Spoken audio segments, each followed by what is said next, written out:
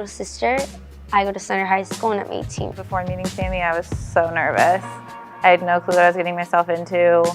I knew she was Hispanic, so I was like, my college Spanish is not gonna hold up for this. But then when I met her, she was very quiet, and her mom was like, she's quiet, she needs some friends. I was like, okay, I gotta bring her out of her shell a little bit. She's super extroverted and she kind of brings that out in me. So it was more exciting. I was looking forward to it.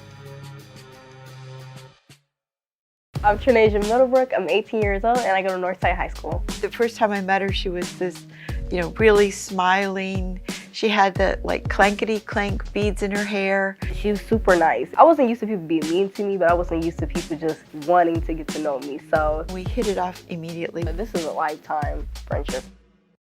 I'm Terry, and I am a little sister. I remember the first time we met, I was a little nervous.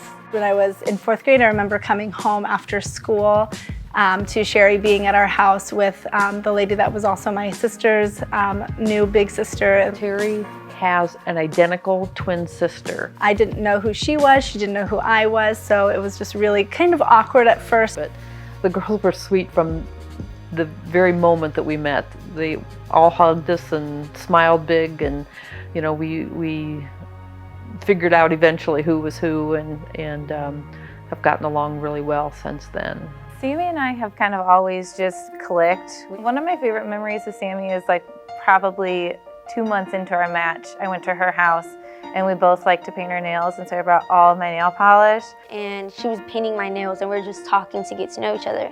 And it was just kind of like doing normal day-to-day activities with just my little best friend.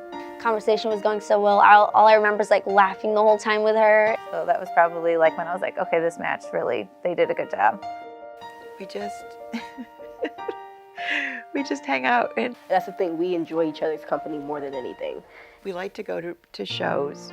She is a musician and a singer. I've always done music, and it's helped me through everything. So we've done some really great things like Black Violin, the Embassy. when I looked over, I'm trying not to get too hype while I'm there, and I look over, she's just looking at me smiling, because I'm like trying to get out of my seat, but I'm trying to still, we're at the embassy, so I'm still trying to.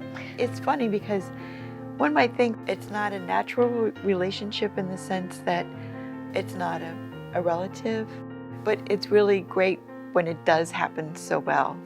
It was like a moment of us connecting with something that I love to do. This absolute confidence we have in our relationship that, we're together for life. Christmas would roll around, and she always had this long list of Christmas presents that she wanted. I still have her original Christmas list, I think from 1996, somewhere in my drawer, that she wrote out of all the things that she wanted. And they were so diverse. It's like, okay. And of course, I was much older than Terry, so I didn't know what a lot of these newfangled toys were. But she just got really excited, and we always have had a good time around the holidays.